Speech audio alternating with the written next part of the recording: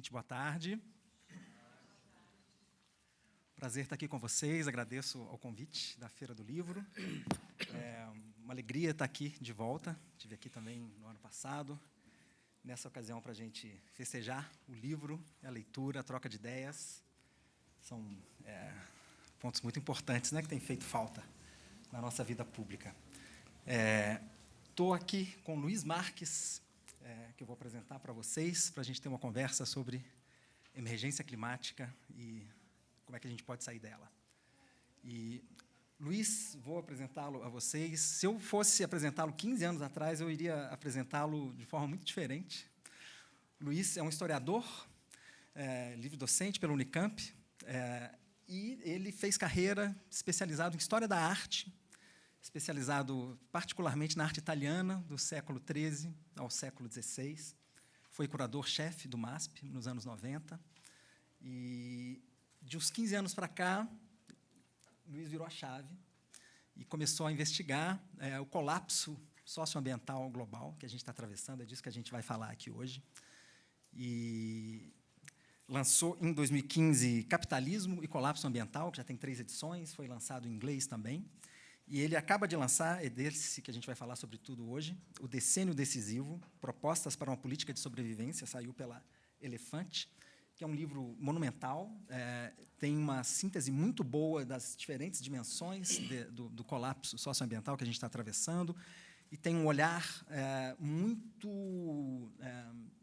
um olhar muito localizado a partir da realidade brasileira, né? Então, a gente tem todas as ameaças que pesam sobre a Amazônia e os nossos outros biomas, a crise da biodiversidade, a crise energética, enfim, é uma crise de múltiplas dimensões, estão todas muito bem contempladas aqui. É um lançamento que eu sugiro para quem tem interesse por essas questões, são muito importantes, são talvez a questão mais importante com a qual a gente deveria estar lidando agora. Então, enfim, é um pouco sobre isso que a gente vai falar. Vamos ter uma conversa aqui de 1 hora. Na meia hora final, a gente vai atender também a perguntas do público, que elas vão ser feitas por escrito. A equipe da Feira do Livro vai estar circulando com papelinhos. Vocês levantem a mão e poderão fazer as perguntas que vão ser encaminhadas aqui para a mesa. A gente vai fazer uma seleção delas para o Luiz na segunda parte dessa mesa. Luiz, eu queria... Muito bem-vindo. Parabéns pelo livro. Obrigado, obrigado. É realmente um esforço monumental. Algo que eu queria dizer também, é um livro muito rigoroso. Luiz não vem originalmente desse campo, mas ele tem claramente uma percepção muito refinada. A gente tem aqui um livro de 600 páginas, das quais 150 de notas que ilustram o rigor e a riqueza das fontes que ele foi consultar. Eu sei que você já respondeu essa pergunta muitas vezes, Luiz, mas de cara foi o que me intrigou quando eu comecei a entrar nessa história, e eu queria entender essa transição que você faz. Eu queria que você falasse um pouco para a gente. Como é que caiu uma ficha aí? Como é que o historiador da arte se transforma num pesquisador da crise socioambiental? Então, obrigado, Bernardo. Obrigado pela presença aí de vocês. Então, como você disse, já fui confrontado a essa questão. A cada vez eu tento ensaiar uma resposta e nenhuma delas me satisfaz.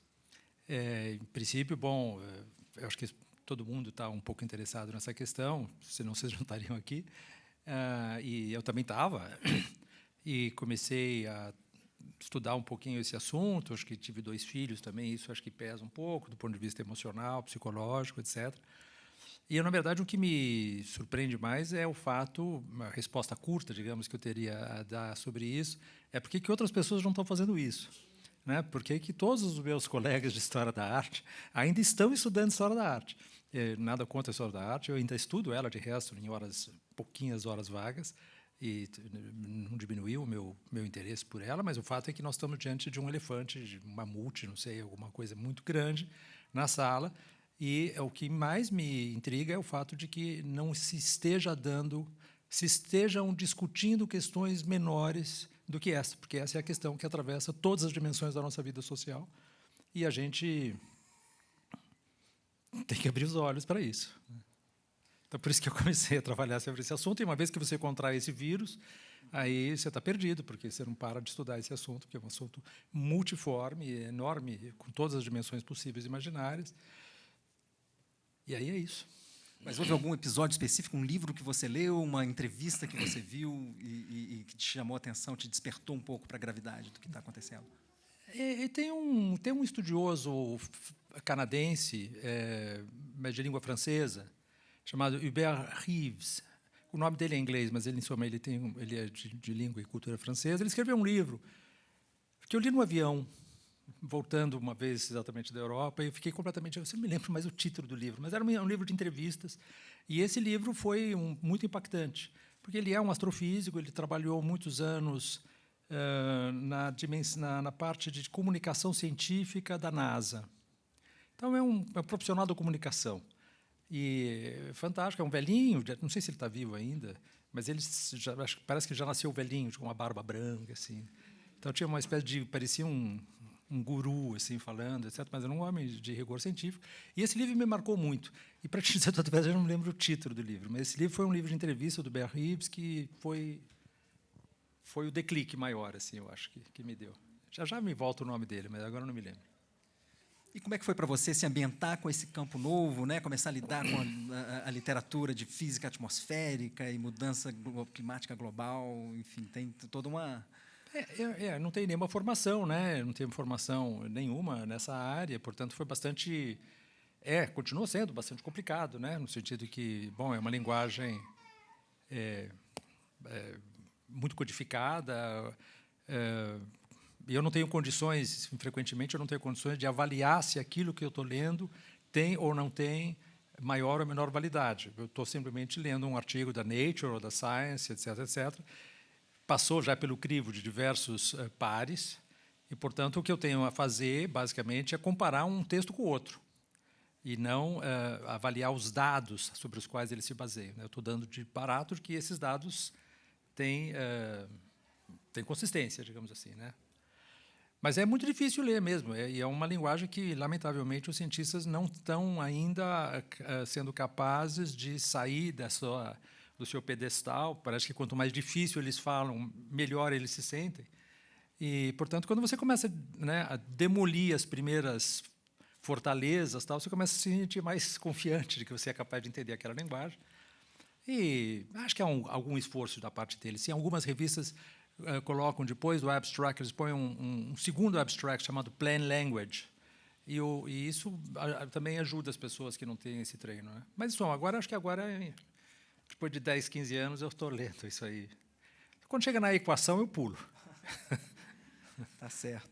Luiz, agora esse é um campo, né, é um problema que é diagnosticado primeiro, né, nas ciências duras, né, física atmosférica. Enfim, a ciência por trás, né, da mudança do clima é do século XIX, né, os principais fundamentos. E eu tenho notado que, vamos dizer, de uns 20 anos, talvez, para cá, a gente tem um interesse maior de pesquisadores vindos das ciências humanas e sociais para esse problema, porque hoje, claro, é um problema que transcende muito, né, os limites, né, assim, das ciências naturais, né? Assim, hoje isso é um problema diplomático, econômico, social. Enfim, eu queria te perguntar assim, a que você atribui esse interesse mais recente dos pesquisadores das humanas e sociais por esse problema e qual é a contribuição que esse campo pode dar para a gente encontrar uma saída?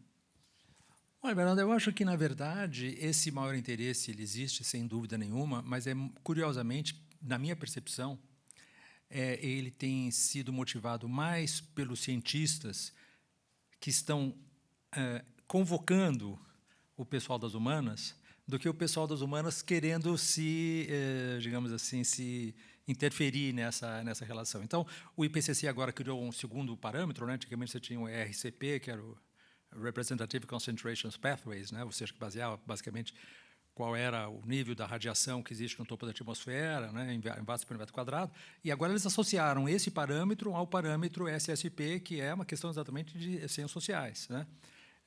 E isso é uma iniciativa dos cientistas, não é uma tentativa de furar o bloqueio. Não há bloqueio. O que existe é que o pessoal da humanidades, como não tem treino para essa linguagem, se sente muito desmotivado, e também porque, de alguma maneira, o pessoal das humanas está muito fortemente ancorado num paradigma anterior, que é o paradigma estritamente social, né? Então, a relação do homem com a natureza é alguma coisa que ainda não entrou, de fato, no mundo das humanidades. Muito bem. E queria passar um pouco para o livro agora, né? Eu queria que você explicasse para a plateia qual é esse conceito do decênio decisivo, né? Assim, esses 10 anos absolutamente fundamentais que vão definir, né, o nosso sucesso ou fracasso diante do enfrentamento dessa crise, né? Fala um pouco desse conceito e do projeto por trás desse livro, como é que surge a iniciativa de você escrever essa obra. Quer dizer, quando houve a Eco 92, os mais velhos aqui talvez se lembrem do fato propriamente dito, faz 21 anos, faz 31 anos.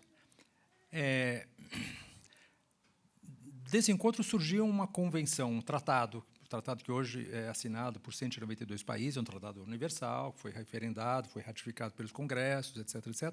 E o objetivo dessa convenção era evitar concentrações atmosféricas de gases de efeito estufa que representem uma interferência perigosa no sistema climático. Não se sabia muito bem o que era esse perigoso. E, em 95, a partir da primeira COP, né, que é a Conferência das Partes dessa Convenção Quadro das Nações Unidas, se estabeleceu, um pouco na base do chute, um pouco na base de uma estimativa mais ou menos aproximativa, 2 graus Celsius. 2 graus Celsius no aumento da temperatura média global, superficial, terrestre e marítima combinadas, em relação àquilo que convencionalmente se chama período pré-industrial, ou seja, os anos 1850 e 1900, que não é pré-industrial, mas era um momento em que já se tinha, vamos assim, mensurações instrumentais e, portanto, te dá um período de base em relação a isso. A partir de, portanto, de 1995, houve essa primeira COP lá em Berlim e se desenvolveram, né, as 27 COPs sucessivas, e nenhuma delas, o que é extremamente curioso, para dizer o menos, nenhuma dessas COPs estipulou uma diminuição, uma data para diminuição das emissões de gases de efeito estufa. Falou-se de tudo, menos daquilo que importava, que é o seguinte: como é que nós vamos fazer para diminuir as nossas emissões? Qual é o prazo para isso?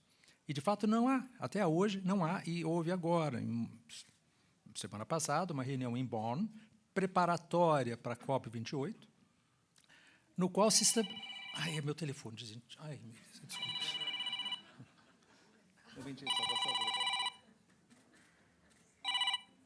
Desculpe, gente. Eu esqueci de desligar. Se estabeleceu, então, um prazo, propôs-se estabelecer um prazo para começar a diminuir as emissões de gás de efeito estufa, e os países, vários países, entre os quais, evidentemente, os países produtores de petróleo, bloquearam, mais uma vez, essa proposta.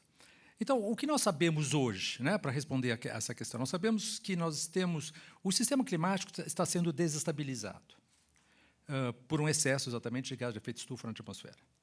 Essa desestabilização ela tem uma inércia, no sentido que aquilo que está já desequilibrado terá um impacto sobre o aquecimento do planeta, o aquecimento da atmosfera, do planeta e dos oceanos, que não está ainda plenamente realizado. Então, nós sabemos já que, mesmo que nós não emitíssemos mais nenhuma molécula de gás de efeito estufa hoje, ainda assim a temperatura se aqueceria ainda. Há dúvidas sobre quanto. O IPCC fala entre 0,3 e 1 grau, mas há muita incerteza. Mas é sabido que, em todo caso, nós vamos, com certeza, ter um aquecimento maior, mesmo que nós cessássemos qualquer queima de combustíveis fósseis, ou incêndios de florestas, etc., etc., desmatamento, etc. O que nós sabemos também é que existe uma dinâmica, que é uma dinâmica chamada exatamente de essa desestabilização não é linear, ou seja, ela tende a ter uma aceleração diferenciada, de tal maneira que ultrapassado um certo ponto, que em inglês se chama tipping point, que a gente pode traduzir por ponto de inflexão, ponto crítico, como quisermos. As próprias alças de retroalimentação que estão sendo desestabilizadas começam elas próprias a acelerar o aquecimento. Por exemplo, um exemplo muito simples. Você tem uma floresta, você degrada aquela floresta.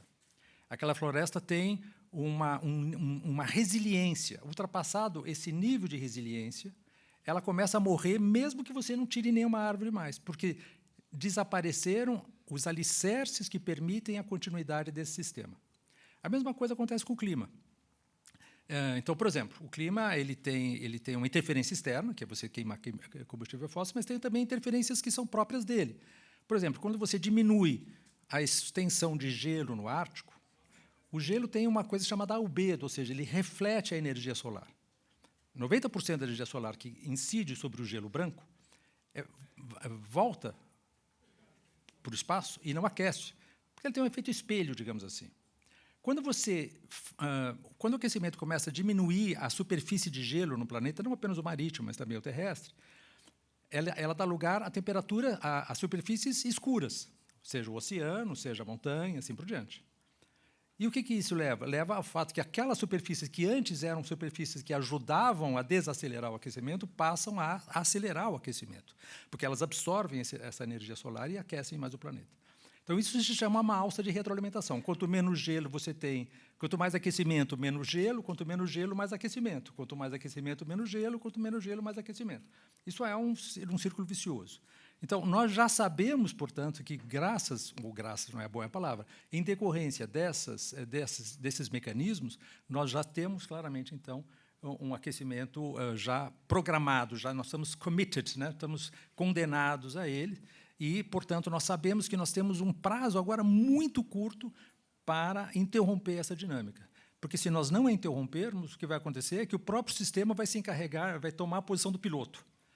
Né? E o que nós sabemos hoje? Que nós temos que diminuir as nossas emissões em aproximadamente 50% em relação ao período de 2010, para que a gente tenha uma chance de descarbonizar a economia até 2050. Se nós não fizermos isso nesse decênio, esquece, a gente não faz mais. Daí a ideia do decênio decisivo. Foi muito longo, mas... Não, claro, mas eu queria te pedir para continuar desenvolvendo isso a partir de um conceito que me marcou muito no seu livro, que é o conceito do ilusionismo climático, né, adotado por muitos governos, pela Convenção do Clima. Queria que você explicasse um pouco o que está por trás desse conceito e que vai dar uma ideia da enormidade da tarefa que a gente tem pela frente. Né? Quer dizer, então, eu acho que nós temos várias, vamos dizer assim, nós temos várias medidas já tomadas, e essas medidas são muito positivas. É um aumento da eficiência, a gente lê nos jornais todo dia progressos que foram feitos, etc., em relação a isso. O aumento da produção de energia através de renováveis de baixo carbono, etc. O problema básico é que as pessoas não estão fazendo uma calibragem correta entre a velocidade do aumento dessas iniciativas positivas e a velocidade do aumento dos impactos do aquecimento que estão ocorrendo ao mesmo tempo. Então, nós estamos correndo atrás do relógio, mas a gente está perdendo essa corrida.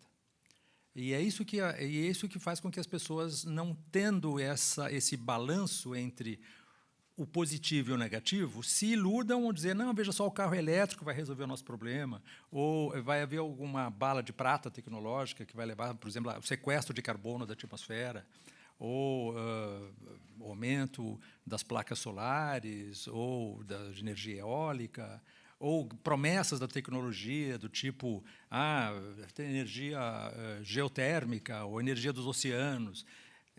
Tudo isso está na agenda da ciência, tudo isso vai eventualmente se realizar, mas o problema nosso fundamental é o tempo.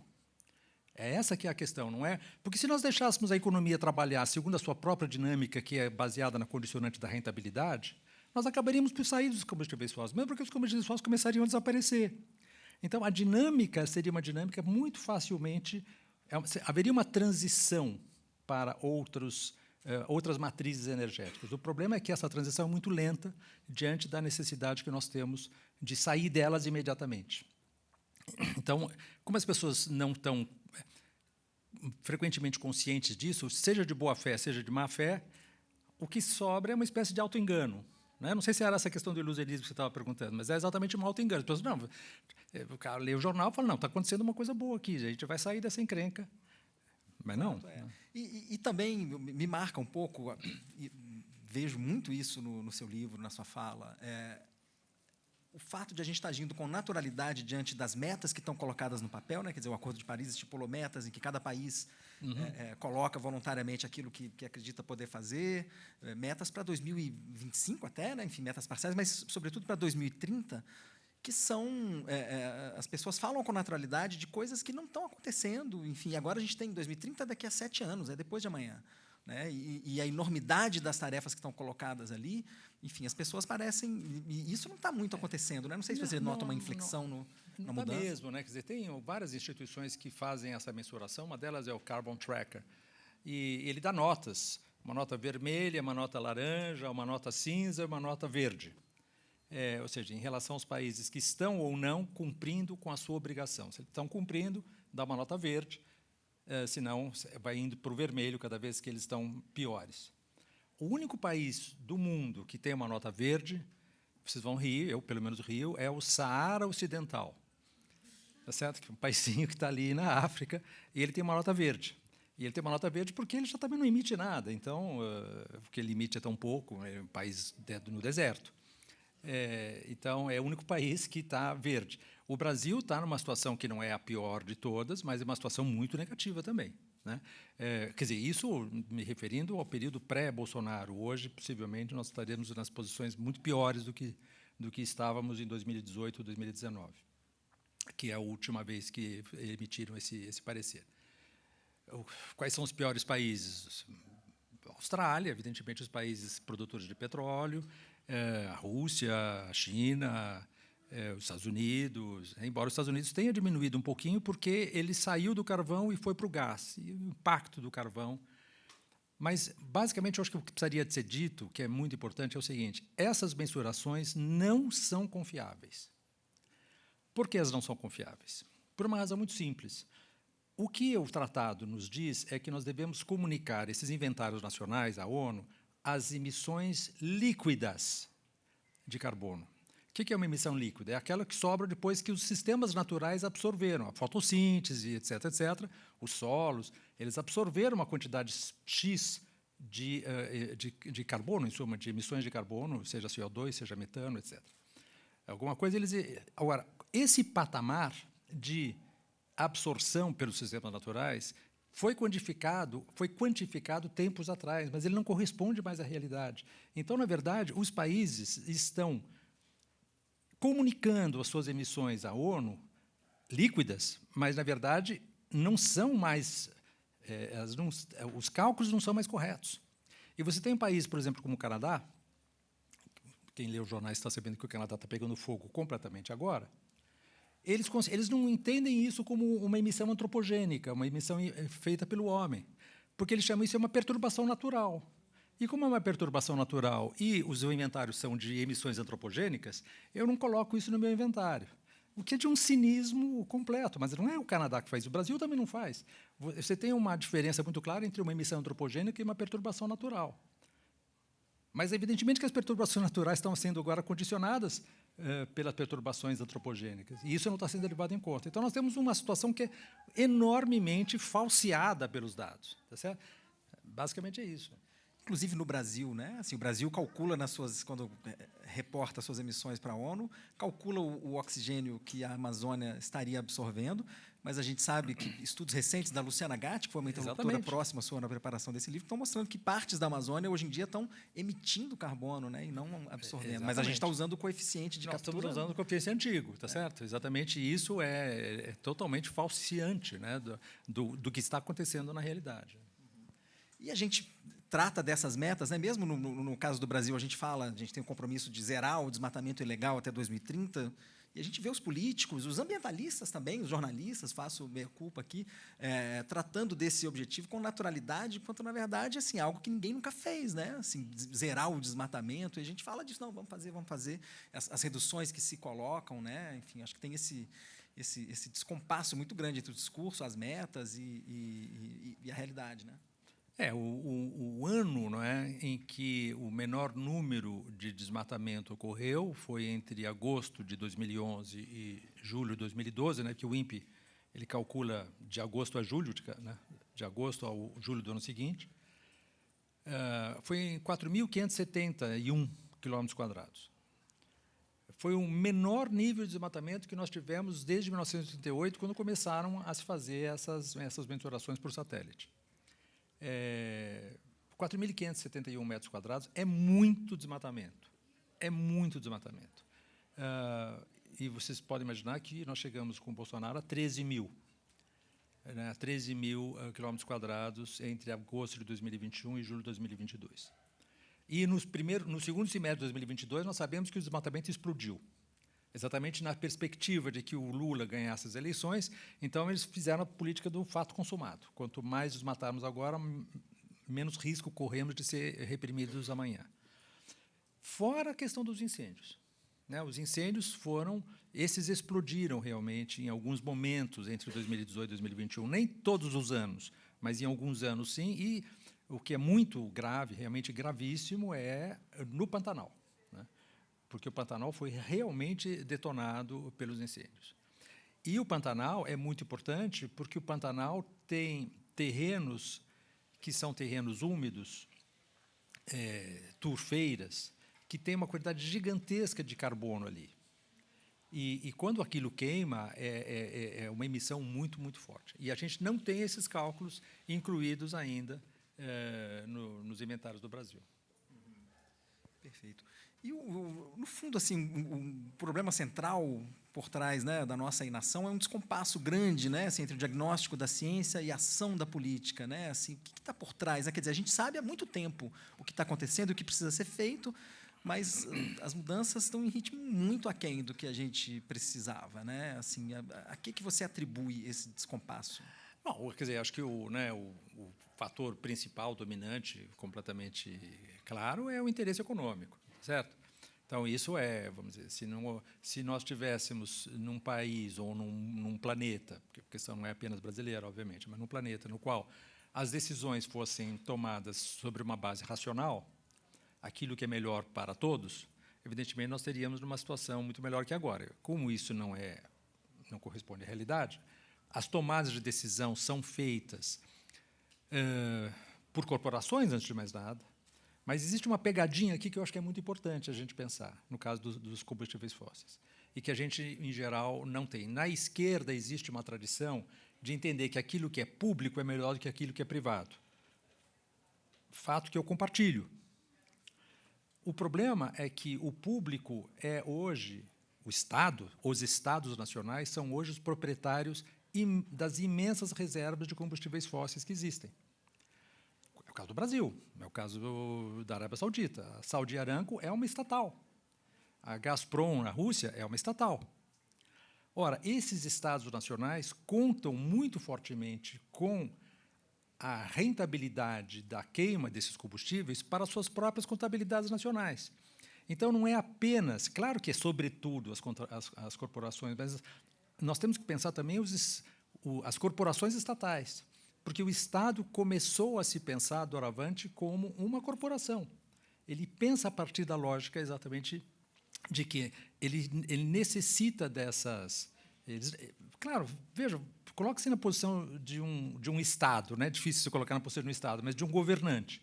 Não é? Ele conta muito fortemente com a ideia do seguinte, aquilo que o petróleo, o gás e o carvão que está debaixo da terra é um ativo do Estado.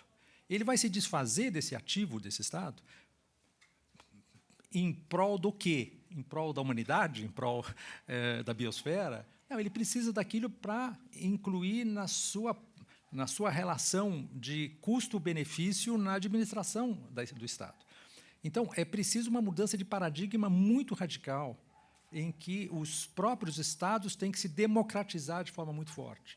Tem que se democratizar no sentido que eles não podem mais estar nas mãos de uma tecnocracia que está pensando em termos da relação custo-benefício. Né? Porque a relação custo-benefício não está levando em consideração os malefícios que aquele sistema está gerando. Né? Isso é muito difícil, não é, de fazer. Isso requer uma mudança de mentalidade, de paradigma, de filosofia da relação do homem com a natureza e assim por diante, que grandemente, se a gente tem que apontar o dedo para algum culpado, todos são muito culpados, mas um dos grandes culpados é a economia. A doutrina econômica, aquilo que se ensina na universidade, nos institutos de economia, Brasil afora. E não só no Brasil. É a ideia do quê? Que o sistema econômico ele tem que crescer, porque se ele não crescer, ele vai perder rentabilidade, ele vai perder competitividade. E aquilo que ele gera em termos de malefício é uma externalidade, alguma coisa que não entra dentro da lógica da produção econômica. E é isso que é ensinado. E é por isso que o Nordhaus ganhou o Prêmio Nobel. Tá certo? Ele ganhou o Prêmio Nobel por quê? Porque ele acha que é possível nós pensarmos que a economia ainda é capaz de absorver, dentro dos seus relação custo-benefício, um aquecimento global de 2,5 graus Celsius até 2100. Quando nós sabemos que nós temos hoje um aumento de 1,26 graus Celsius em 2022, e nós vemos o que está acontecendo, e nós não temos ainda os impactos do El Niño, que está chegando agora a partir de julho e agosto, tá certo? E aí nós vamos ter, então, um aumento da temperatura que é pequeno, mas é decisivo para que a gente tenha impactos muito maiores. Enquanto que tem economistas que ganham o Prêmio Nobel que estão achando que tudo bem se nós aumentarmos em 2,5. 2,5 não existe sociedade. Não existe sociedade, não existe uma sociedade organizada com 2,5, porque não existe agricultura, gente.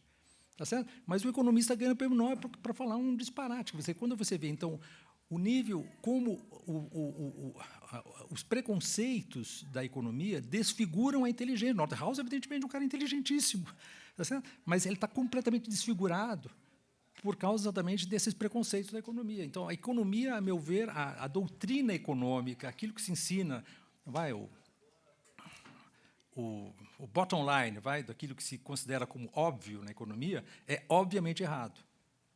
Então, mudar isso acho que seria muito difícil. Estou falando do ponto de vista da universidade, pelo menos, né? Porque na universidade se continua ensinando, a grade curricular que se continua ensinando na faculdade é isso. Na engenharia, o cara vai aprender o quê? Como ele vai fazer um motor mais rápido.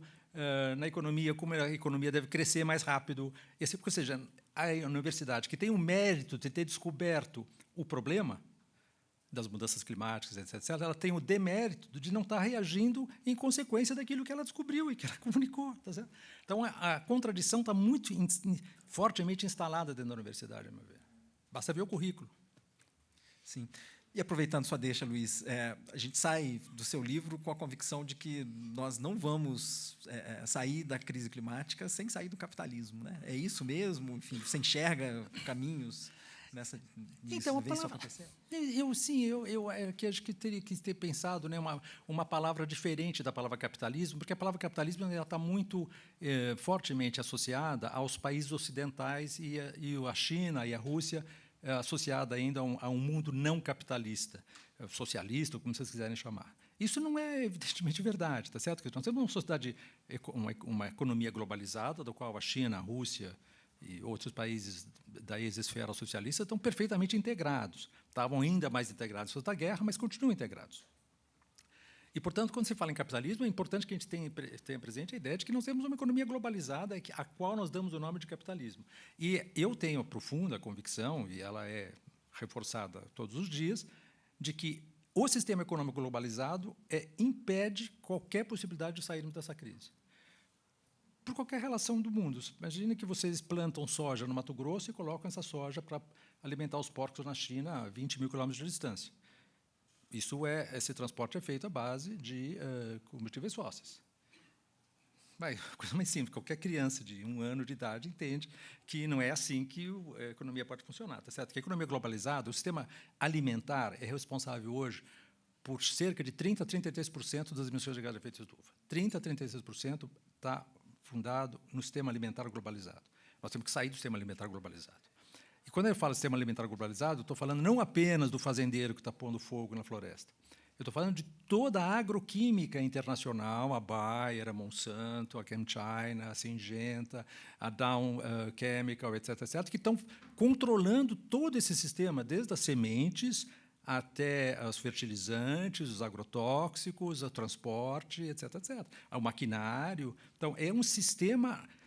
o fazendeiro é a tropa de choque desse sistema. É a falange que vai lá e destrói. Mas ele está, na verdade, sendo a vanguarda de um sistema cujo funcionamento global é um funcionamento altamente destrutivo. A gente vê o fazendeiro. Não estou querendo tirar a culpa do fazendeiro. O fazendeiro tem culpa, ele está lá, ele é o soldado que está na frente destruindo. Mas ele não está sozinho nisso. Ele é uma peça de uma engrenagem muito maior que agora nós damos nomes de sistema alimentar globalizado. Esse sistema tem que ser desmontado. E nós temos um modelo positivo disso, que é o MST. O MST está produzindo comida orgânica, local, sem pretensões de exportação, fornecendo isso para os estados, para as prefeituras, etc., etc., para as creches escolares, para as escolas. Esse é o sistema positivo, é um modelo positivo que está diante dos nossos olhos. E a CPI está tentando criminalizar os caras. Tá certo? Então, é isso que é... Por que elas estão tentando criminalizar? Óbvio, porque eles são os criminosos. Eles são os criminosos, tá certo? É evidente isso, gente.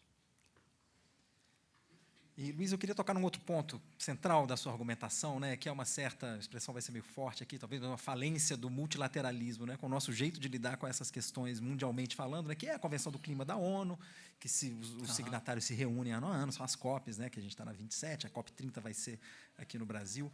Quando acabou a COP do ano passado no Egito, né, você escreveu no jornal da Unicamp, depois essa ideia está no livro também, que aquilo matou a Convenção do Clima da ONU. Queria te pedir para desenvolver essas ideias e apontar o que tem de ineficaz, né, no sistema, que é o que a gente tem, por enquanto, para lidar com essas questões. Eu acho que falta um humorista, né, assim, competente para falar sobre o fato de que a COP28 vai ser presidida por um fulano que se chama Sultan Al-Jaber, que é o CEO da ADNOC, que é a grande companhia de petróleo dos Emirados Árabes Unidos. Quer dizer, quando você entrega para o presidente de uma companhia estatal de petróleo a presidência do tratado, eu não sei o que dizer, né? Quer dizer, precisaria ter senso de humor para conseguir fazer uma piada com isso, mas é de tal maneira um contrassenso, né? É de tal maneira um contrassenso, e você tem, claramente, então, uma situação que só pode, a meu ver, ser superada se a gente renunciar, essa é uma tese que eu defendo o tempo todo no livro, se a gente renunciar a esse axioma da soberania nacional absoluta. Se houver uma interferência nos Emirados Árabes Unidos, obrigando os Emirados Árabes Unidos a mudar de trajetória, isso vai ser considerado uma ingerência indevida na soberania nacional dos Emirados Árabes Unidos. Da mesma maneira que seria se a ONU proibisse o Brasil de queimar a floresta, nós, no Brasil, passaríamos a considerar isso como uma ingerência indevida na nossa soberania nacional absoluta. Então, esse conceito de soberania nacional absoluta tem que sair, tem que cair. Por que ele tem que cair? Porque os problemas são globais. E as tomadas de decisão estão baseadas numa estrutura, numa ordem jurídica que é fundada no Estado Nacional.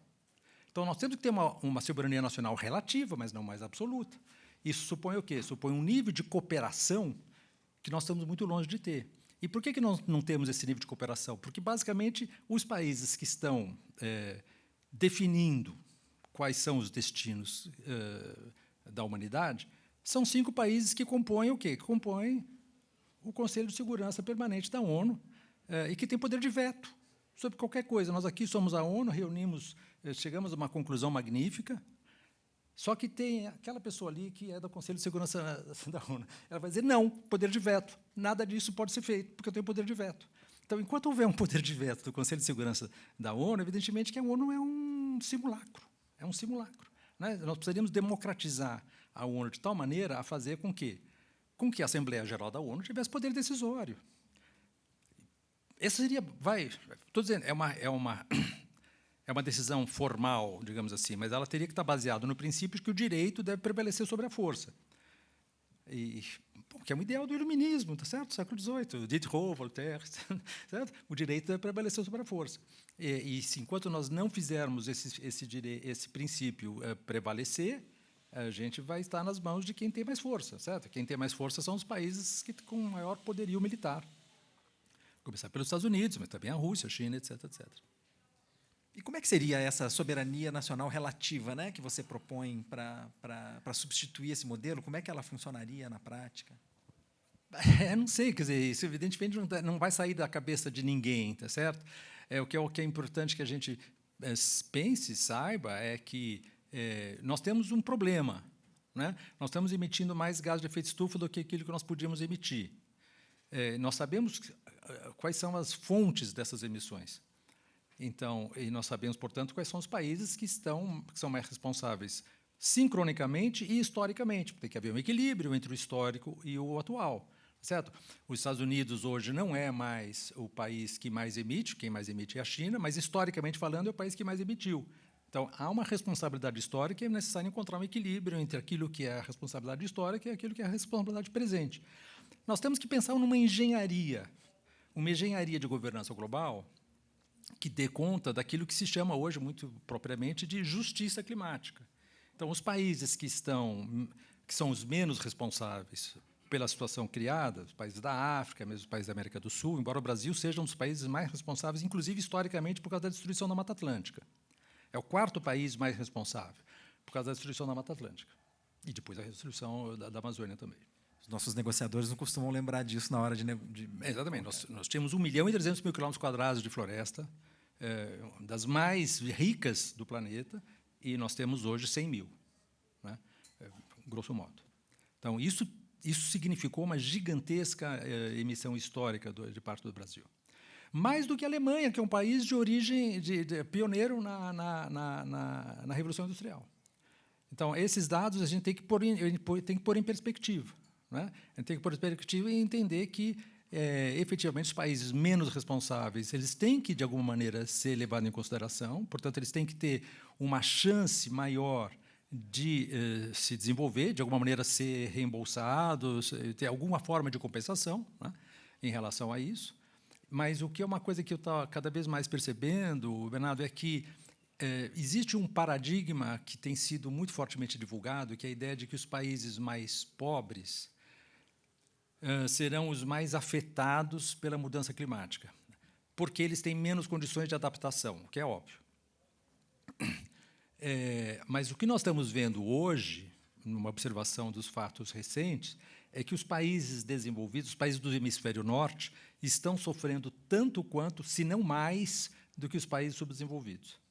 Porque existe uma massa continental muito grande no hemisfério norte, e ali o aquecimento está sendo muito maior, e, portanto, os efeitos do aquecimento, os impactos do aquecimento estão ocorrendo no Canadá, estão ocorrendo nos Estados Unidos, estão ocorrendo na Alemanha, estão ocorrendo na Rússia, países do hemisfério norte. Aquilo que não era, de fato, muito fortemente previsto sobre isso. Não sei se vocês leram nos jornais o que está acontecendo com Nova York agora. Nova York está envolta numa espessíssima atmosfera de queima das florestas do Quebec, com níveis de intoxicação do ar piores do que Nova Delhi, na Índia. Tá certo? Então, Nova York, certo? Que é a cidade mais rica do mundo, etc., está tendo um tipo de impacto que era até então o privilégio, entre aspas, dos países pobres, né? E isso eu acho que vai mudar um pouco a perspectiva das pessoas em relação a essa questão. Claro. E essas assimetrias, né, que você citou, elas acontecem também em escala doméstica, né? Assim, a gente tem, quando a gente fala em justiça climática, né, a gente nota no Brasil as vítimas dos eventos climáticos extremos, né? Assim, elas têm cor. Elas têm, as populações mais afetadas são as populações mais marginalizadas, né? E por isso conceitos como justiça climática, racismo ambiental estão ganhando força, são reivindicações dos movimentos sociais. Você acha que essas lutas se colaram, né? Assim, a luta por um meio ambiente equilibrado e a luta por justiça social, né? Assim, cada vez mais a reivindicação de que são a mesma luta, né? Queria ouvir sua leitura sobre isso. Totalmente de acordo com você. Mas o que eu queria frisar um pouco é a ideia de que os países ricos acham que estão off the hook, entendeu? Eles estão fora da linha de frente dos impactos. E, portanto, como eles estão fora da linha de frente, os pobres que se danem. E eles estão muito enganados. Eles estão muitíssimo enganados, porque eles vão se azarar tão cedo quanto os pobres, embora eles tenham muito mais condições de adaptação, tá certo? Se a elevação do nível do mar, que aconteceu historicamente na Holanda, tivesse acontecido num país da África, esse país estaria submerso. Eles fizeram os diques, eles conseguiram claramente então neutralizar essa elevação do nível do mar. Muito bem. Então, existem os países ricos, claro, têm muito mais condições de se adaptar do que os países pobres. mas, ao mesmo tempo, eles estão sofrendo já impactos maiores, em alguns casos, do que os países pobres. Então, a questão da justiça climática vai começar que é desprezada pelos países ricos, eles vão começar a sentir na pele o que significa exatamente o impacto, que eles achavam que estavam mais ou menos protegidos. Claro. E Luiz, eu queria falar um pouco agora da percepção pública desse problema, né? Eu, como jornalista, cobrindo esse campo há bastante tempo, eu vejo que é um tema que ficou mais central, né? Enfim, mesmo se a gente pensar nas campanhas eleitorais, é um tema que ganhou importância, embora no meu diagnóstico ainda não seja a importância devida, né? Você está acompanhando essas questões de perto há coisa de 15 anos. Eu queria ouvir uma leitura sua sobre, na sua percepção, o que mudou, né? Assim, na importância desse problema na esfera pública e se isso é o suficiente, né? Se isso está à altura da gravidade do problema. Então, tem uma leitura pessimista e uma otimista nisso, né? A leitura pessimista é que, evidentemente, não mudou, como você disse, na medida em que isso deveria ter mudado. Mas eu tenho uma leitura otimista, que é o fato de que acho que o ritmo da mudança tem se acelerado. Então, o que se falava sobre questões em geral, ambientais, clima, biodiversidade, poluição, etc. Você saberá melhor do que eu. Há 15 anos atrás era muito menos do que se fala hoje, mas eu tenho a impressão, e você vai me corrigir se eu estiver errado, que há uma aceleração muito grande em relação a isso. E se existe uma aceleração, significa que aquilo que nós vamos... Esse ponto vai estar, talvez, ganhando centralidade muito mais rapidamente do que aquilo que nós podemos imaginar se a gente olhar apenas linearmente para o passado, digamos assim, né? Então, a minha esperança é que a gente tenha um futuro no qual esse nível de preocupação seja infinitamente maior do que aquilo que nós supomos que ele será observando o passado, digamos assim, certo? Porque a aceleração é um fenômeno muito bacana por causa disso, porque ele é totalmente anti-intuitivo, não é? A gente tem o hábito de projetar no futuro a nossa experiência do passado. E, num processo de aceleração, você tem alguma coisa que é muito traiçoeira, aqui, no caso, no bom sentido, que você pode, de repente, dar um salto nessa percepção, né? Se não der, a gente está bem mal parado. Mas acho que pode dar, sim. Perfeito. E que leitura você faz, Luiz, queria discutir essas questões do plano doméstico, né? Quer dizer, falando de mudança da percepção, né? A gente vê que, na campanha de 2022, clima, desmatamento, Amazônia foram temas centrais do discurso, ao menos, do Lula, né? E era um discurso... eram dimensões ausentes em 2002, virtualmente ausentes, né? A gente pode dizer assim, né? Queria uma leitura sua da conjuntura atual, enfim, e do que está ao alcance do Lula diante desse cenário, com o Congresso, enfim, quais contribuições a gente pode dar e quais a gente deveria. Então, gente, eu acho assim, Bernardo, que a gente está um pouco enganado, iludido com a ideia de que, bom, o problema é do Lula. E aí o Lula está ruim, o Lula tem uma posição... Acho que o Lula tem duas limitações, né, fundamentais. Uma é a limitação da relação de forças óbvia entre o Congresso e a capacidade de governança do Lula. Isso a gente vê todo dia.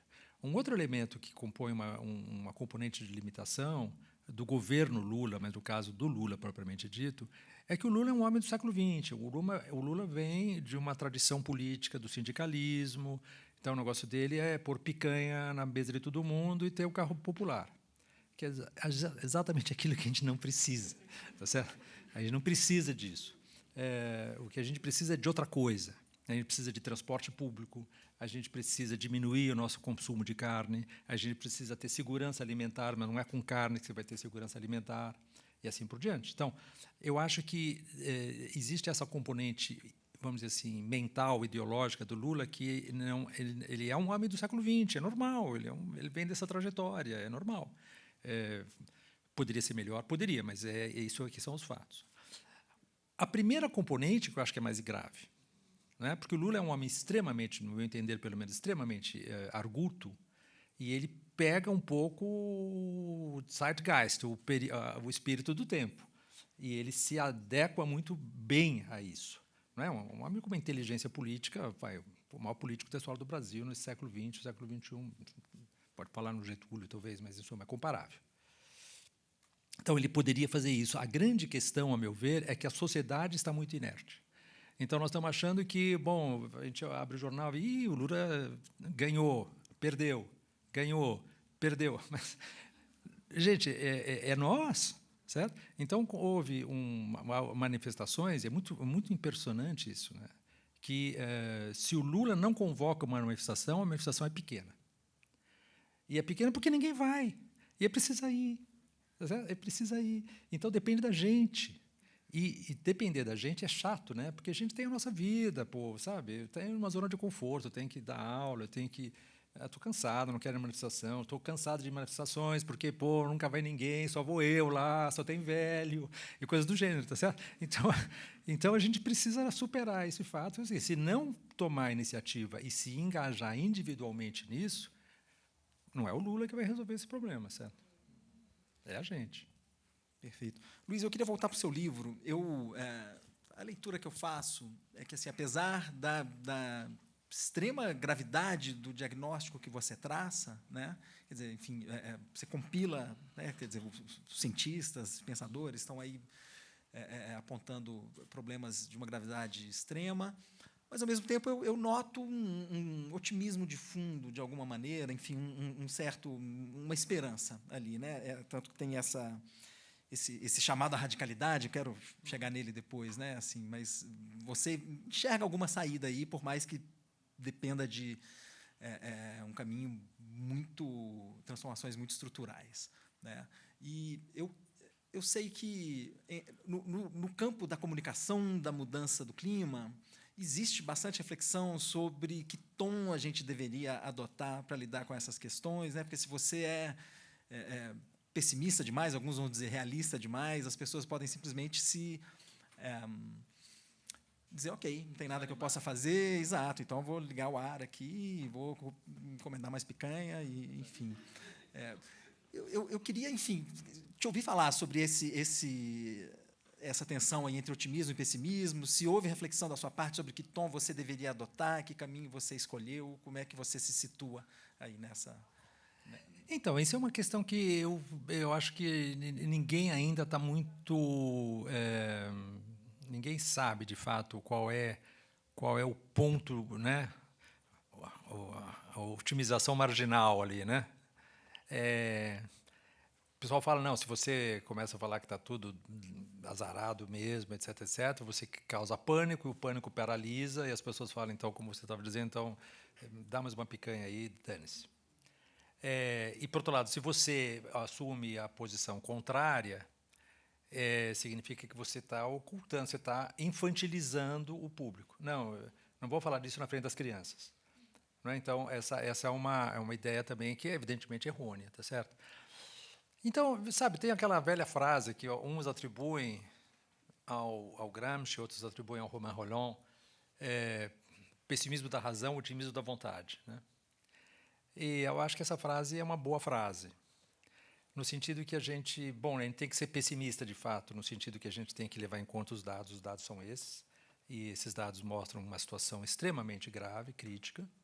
Por outro lado, a gente tem que pensar que a gente é bom de aprender, a gente é bom de reagir em umas situações de grande perigo. Então, eu acho que a única solução é uma aposta tipo pascaliana, entendeu? Quer dizer, vamos apostar que dá. Porque se você não aposta que dá, então aí já era, né? Já era. Então, a minha atitude pessoal é essa, a ideia de que a gente é bom de aprender, o comportamento humano das sociedades é imprevisível, e, portanto, o futuro não está contido no presente, a gente tem um potencial, às vezes, que é muito maior do que aquilo que a gente... e a história encerra ensinamentos muito contraditórios. Então, tem que apostar nos ensinamentos que significam que nós somos capazes de dar saltos, né? Acho que essa é a ideia. Perfeito. E estamos caminhando aqui para o final, nos 5 minutos finais aqui da nossa conversa, Luiz. Eu queria te pedir para falar um pouco desses conceitos que você trabalha, né, na conclusão do seu livro, dessa política de sobrevivência que você propõe e desse chamado à radicalidade, né, que aparece ali na conclusão. Né? Assim, como é que a gente se encaminha para isso? Fala um pouco desses conceitos, por favor. Então, quer dizer, eu acho que o que eu proponho, né, por que eu falo, o subtítulo do livro, né, são propostas para uma política de sobrevivência e não para uma política de desenvolvimento, porque eu acho que um dos grandes preconceitos que ainda nós estamos pagando um forte preço por ele é a ideia de que nós vamos nos desenvolver. Não, a gente não vai mais se desenvolver. Se por desenvolver nós entendermos aumentar a nossa economia. A gente possivelmente vai aumentar ainda a economia, vai aumentar mais 1%, 2%, etc, etc. Mas o que é claro, o que é absolutamente inegável, é que nós vamos diminuir. E pode não ser em 2024, pode não ser em 2026, mas é muito próximo o momento em que a economia começará a decrescer, na marra. Por quê? Porque ela não terá mais as condições elementares dadas pelo planeta para que ela possa se desenvolver. Então, nós temos uma opção muito clara. Ou a gente espera para desenvolver, para decrescer na marra, ou a gente começa a decrescer planejadamente. E o que significa decrescer planejadamente? Significa diminuir os impactos, tá certo? Nos antecipar a essas condicionantes absolutamente incontornáveis e começarmos a trabalhar. Então, algumas ideias que precisam ser, que são óbvias, né? Nós temos que diminuir a desigualdade. Quando tem 6 pessoas no Brasil que ganham mais do que 50% mais pobres do país, no caso dos Estados Unidos são 3 pessoas, quando você tem um nível de concentração de renda, isso faz com que um número muito restrito de pessoas acumulem um poder capaz de interferir de uma maneira muito nociva nas decisões políticas. Então, você tem que diminuir, você tem que criar, obviamente, a renda mínima elementar, nós temos que criar uma renda máxima universal. Tem que ter um teto. E isso não é uma ideia que caiu do céu por discurso. Isso acontecia na época da social-democracia europeia. Você tinha imposto expropriatório de até 75%. Isso é uma coisa que existia, gente. Isso desapareceu a partir dos anos 80 com o neoliberalismo. Nós temos que recuperar essa ideia de que você tem que ter um teto de renda máxima. Isso é uma primeira coisa que é fundamental. Segunda coisa que eu acho que é fundamental, nós temos que perceber que nós temos que diminuir o nosso consumo de materiais e energia. Para que isso seja possível, é preciso que os 30% mais ricos diminuam muito para que aqueles 70% mais pobres, ou pelo menos os 50% mais pobres, que têm um consumo energético de materiais que é completamente de subsistência, possam subsistir melhor do que isso. Portanto, é o mesmo jeito de falar a mesma coisa, diminuir a desigualdade. Tá certo? Nós temos que entender também que a gente vive num concerto de espécies, e que nós temos que estender para outras espécies o conceito de sujeito de direito. Isso que é uma coisa que vai o antropocentrismo, o famoso antropocentrismo. Nós somos os reis da cocada preta e o resto é nossa massa de escravidão. Então, isso e essas espécies não estão representadas na Convenção do Clima da ONU, elas não estão na COP, a atmosfera, os rios, os oceanos. Eles não estão, tá certo? Então, a ideia de direitos da natureza, direitos de outras espécies, é uma questão filosófica, é uma questão de evolução do conceito de direito. Não é uma questão econômica, não é uma questão prática, etc. É um conceito que você tem que, de alguma maneira, dar um declique na cabeça e falar, não, a gente tem que mudar a nossa ideia da nossa relação, qual é o estatuto do sujeito de direito no mundo. Obviamente, diminuir o consumo de carne é fundamental. Não existe possibilidade de nós continuarmos existindo nesse planeta consumindo a carne nos níveis que a gente consome agora. Esquece, não existe. Isso está mais do que demonstrado. Nós temos que rumar para um nível de governança global muito maior, tá certo? Nós temos que ter uma relação global e democrática, né? No sentido de superar o estatuto do Estado Nacional. O Estado Nacional é um estatuto arcaico, retrógrado, e que tem o seu lugar, digamos assim, mas ele não pode ter o lugar que ele desfruta hoje. Então, os nacionalismos foram muito importantes durante o período da descolonização da África, da América do Sul, da América... Era muito importante você ter uma identidade nacional para se defender contra o teu opressor. Hoje, esse conceito de nacionalismo é um conceito profundamente conservador. Eu acho que aí é uma crítica que eu faço bem forte ao nacionalismo de esquerda, digamos assim. O neoliberalismo hoje não funciona mais. Eu acho que nós temos que ter uma questão da identidade feminina, que eu acho que é extremamente importante, por todas as razões do mundo, mas num aspecto muito preciso é o seguinte: se as mulheres conquistarem, auxiliadas pelos homens, os seus direitos reprodutivos, isso dito em bom português, o direito ao aborto, assistido pelo Estado, nós temos um enorme salto na ideia da transição demográfica. E isso está provado por todos os países em que isso ocorreu já. Então, nós temos uma transição demográfica que nós estamos fazendo a transição demográfica, mas ela está muito desacelerada ainda, está muito lenta ainda em muitos países, não por coincidência, os países onde os direitos femininos são os mais retrógrados, os mais pisoteados, né? Paquistão, caso Índia e assim por diante, países.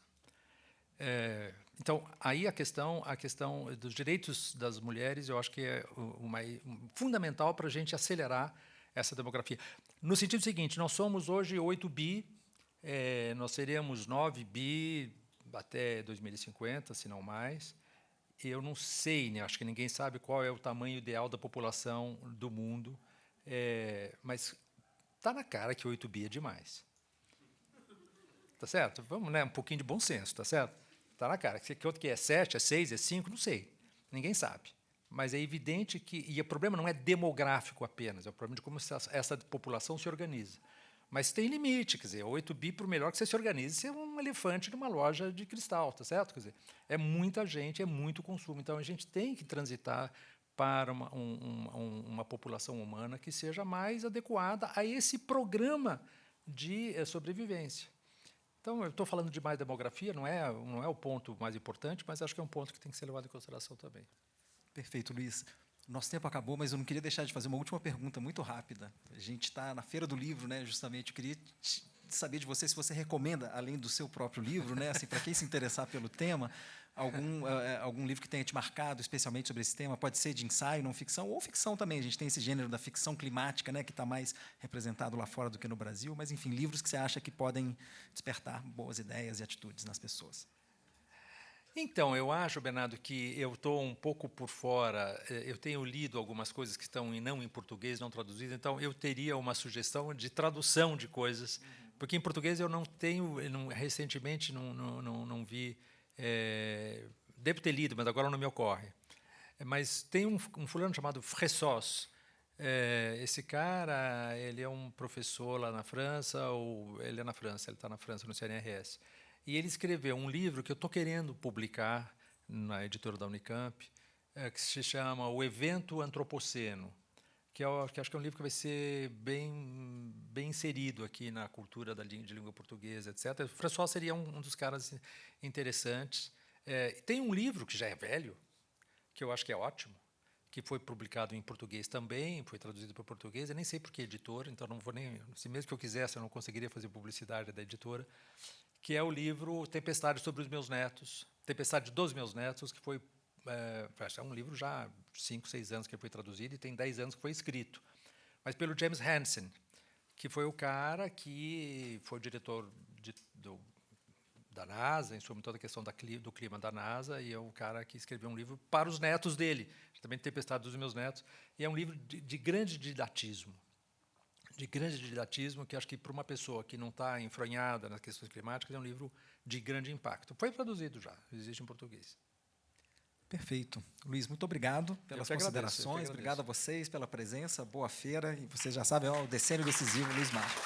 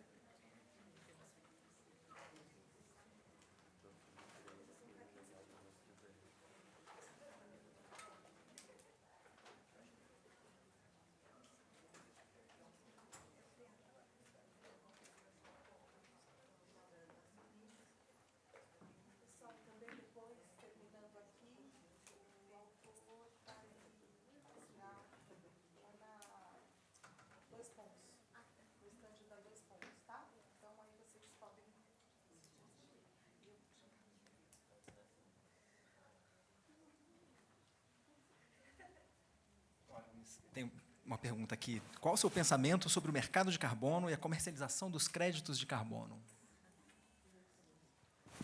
É uma questão muito técnica, mas eu acho que eu não seria nem um pouco militante contra a questão do mercado de carbono. Eu acho que ela pode ter uma função importante, mas ela é mais uma dessas balas de prata que as pessoas acham que se resolver, que vai ser resolvido por mecanismos de mercado. Mecanismos de mercado podem ajudar, mas não são mecanismos de solução de problema. Porque basicamente claro, existe uma questão, bom, é uma soma zero. Eu compro de você o direito de queimar combustível fóssil e, portanto, nós chegamos numa espécie de soma zero. Não é bem assim.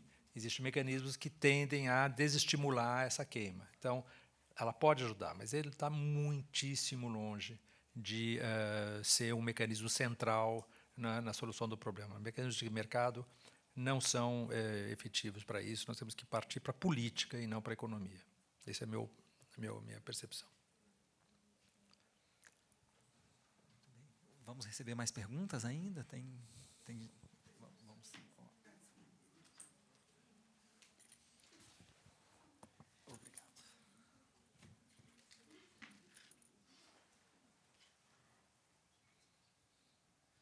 Então, uma pergunta da Natália. Essa interface entre direito ao aborto e justiça ambiental já está nas discussões em âmbito internacional? Relacionadas ao meio ambiente. A questão da justiça ambiental, sim, né? Porque exatamente na COP27 foi pela primeira vez decidido em tese,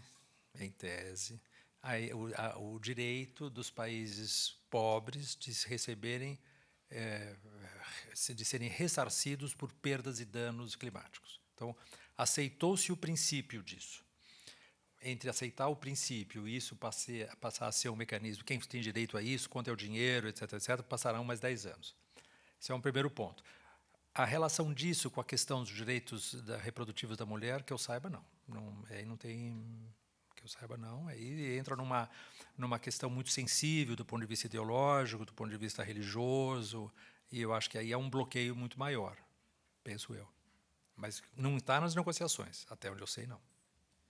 Lembrando que os mesmos países que decidiram começar a conversar sobre esse fundo de reparação por perdas e danos são os mesmos que, em 2009, disseram que colocariam na mesa 100 bilhões de dólares por ano para a ajuda da adaptação dos países em desenvolvimento, então, e que esse dinheiro até hoje não apareceu. Esse dinheiro não apareceu. E, em 2009, também, por coincidência, esses mesmos países, não são os mesmos, são o G7, decidiram que eles iriam diminuir subsídios ao consumo de petróleo, à produção de petróleo, de gás de combustíveis fósseis. Então, esses subsídios aumentaram, né? Perfeito. Então, mais uma aqui, Luiz. Sou aluno, ou aluna, não ficou super claro aqui, de ecocrítica na pós-graduação em teoria literária da USP. Analisamos história sob o prisma ecológico e percebemos que as narrativas catastrofistas causam paralisia nos leitores. Que tipo de histórias podemos contar para causar uma ação efetiva nas pessoas? Então, essa é uma questão que a gente evocou há pouco, né? A ideia de que se você começar a ser o arauto do caos, as pessoas vão reagir de uma maneira não positiva, digamos. Ou seja, não vão agir porque a situação está perdida mesmo, etc, etc. Não sei quem fez a pergunta, não sei para quem eu estou respondendo, mas... foi você, tá. Então, isso me parece claro. Existe uma literatura que eu desconheço, de resto, comecei a ler aqui e ali um pouquinho, mas eu sei que é uma literatura mais consistente, sobre como falar da questão, né?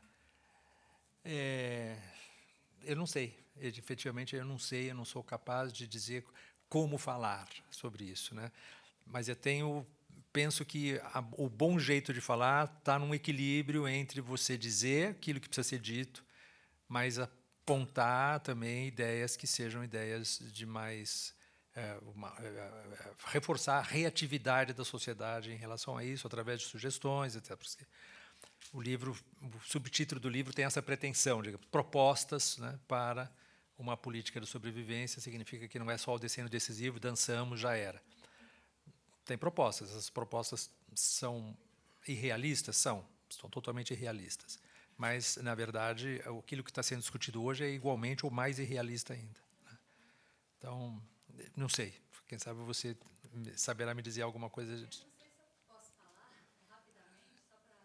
Tem um livro, por exemplo, chamado Autobiografia de um Povo. O livro foi da Bazar do Tempo, está aqui, de uma autora francesa, Vinciane Desprez. É um livro que eu já ouvi gente falar, nossa, agora eu nem posso, nem vou comer mais um polvo depois desse livro. Então, é um tipo de iniciativa que a gente tem visto, que você colocar voz a seres viventes, não humanos, tem ajudado a despertar pela comoção uma noção maior de estar nesse ambiente que precisa ser protegido e que a gente é só uma parte.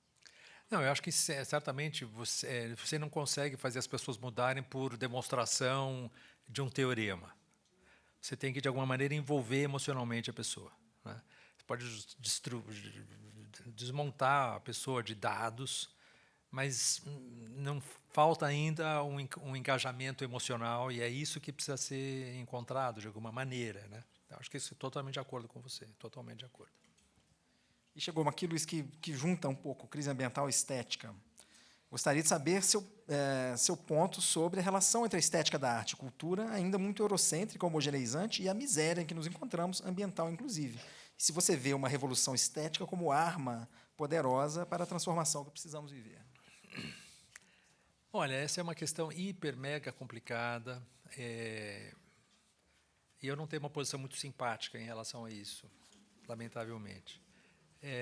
Porque seria mais fácil dizer, não, a arte está com tudo, vamos lá, vamos em frente, seria muito mais legal falar isso. Mas, sinceramente, eu acho que a arte contemporânea não está conseguindo encontrar um modo de ser, uma linguagem. Ela fala do assunto, mas ela fala do assunto de uma maneira, às vezes, brilhante, etc., etc., mas ela ainda está falando do assunto. Ela não é alguma coisa que comunica enquanto obra de arte, a meu ver. E aí entraríamos num campo muito complicado, que é saber qual é a posição da arte no mundo contemporâneo e tal. E aí eu prefiro guardar essas ideias para mim mesmo. Sorry. Perfeito. Mais uma aqui que fala de direitos reprodutivos. O senhor falou sobre a transição demográfica e a importância dos direitos reprodutivos femininos. Mas como equilibrar isso com a crise da Previdência, que já ocorre em países que têm crescimento populacional negativo, quando uma menor quantidade de jovens deve sustentar uma maior quantidade de idosos? A solução seria aumentar a permissão de entrada de imigrantes? Não, então, eu acho que essa é uma grande falácia, né? Porque as pessoas acham o seguinte, você tem mais velhos do que jovens, então, na verdade, nós estamos numa situação muito negativa porque os jovens não vão conseguir pagar a aposentadoria dos velhos. Como se fossem apenas essas duas variáveis que estão em jogo quando você calcula essa questão. O Estado tem recursos e ele canaliza esses recursos em função das suas prioridades. Não se trata simplesmente de falar nós temos dois baldes aqui, tinha que tirar água daqui e por aqui. Não é assim, né? Então essa é a típica falácia, no meu entender, de quem acha que a economia tem que resolver o problema social. Não é a economia que tem que resolver o problema social, não é a contabilidade que tem que resolver o problema. É uma decisão política. Você aumenta o imposto, você escolhe quais são as prioridades que a sociedade deseja. Então, se tem menos jovens não fecha a conta, reabre a conta e faz uma decisão política. É para isso que serve um governo. O governo não é um contador da sua empresa, tá certo? Que fala, não, veja só, está faltando aqui, precisa pôr ali. Não é o governo, é um sistema social político que toma decisões estratégicas que incluem o prejuízo. Museus, para falar em arte, museus, transporte, saúde, etc., são deficitários. Por natureza, eles são deficitários, eles não podem ser superavitários, porque não é a função deles é prestar um serviço essencial para a sociedade, tá certo? Então, você pega recursos de outro lugar e coloca ali, porque é ali que importa. Né? Eu acho que a gente está muito prisioneiro de uma mentalidade de contador. Né? Perfeito. Luiz, uma saideira aqui, então. O mecanismo de adaptar os incentivos fiscais, principalmente para indústrias, para que considerem os impactos ambientais, é um caminho interessante? Por exemplo, no caso das empresas que têm plantas de energias renováveis? Eu acho que sim, né? Quer dizer, eu acho que existem mecanismos na área da economia que podem ser úteis, favoráveis. Não é sem dúvida nenhuma, né? Então, se uma empresa demonstra que ela é capaz de ter um impacto menor, ela deveria ser recompensada por isso, tá certo? Isso posto, mais uma vez, não é nesse âmbito que essas questões vão ser resolvidas, né? É uma situação de emergência, a casa está pegando fogo, você não vai falar assim, não, mas então, peraí, se eu agora usar um pouquinho melhor a minha, sei lá, a minha ferro de passar roupa, talvez... Não, nós estamos num nível que a gente tem que decidir mudanças drásticas na sociedade nesses próximos anos. A economia ajuda? Ajuda, mas ela tem que perder, no meu entender, a posição de centralidade que ela vem ocupando até agora. Muito bem, perfeito, Luiz. Muito obrigado. Eu que agradeço muitíssimo. Obrigado a vocês, gente. Vamos encerrar aqui.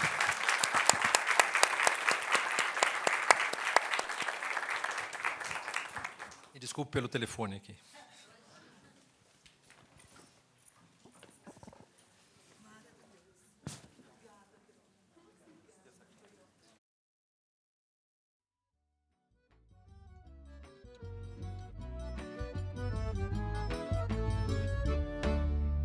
Deus me proteja de mim e da maldade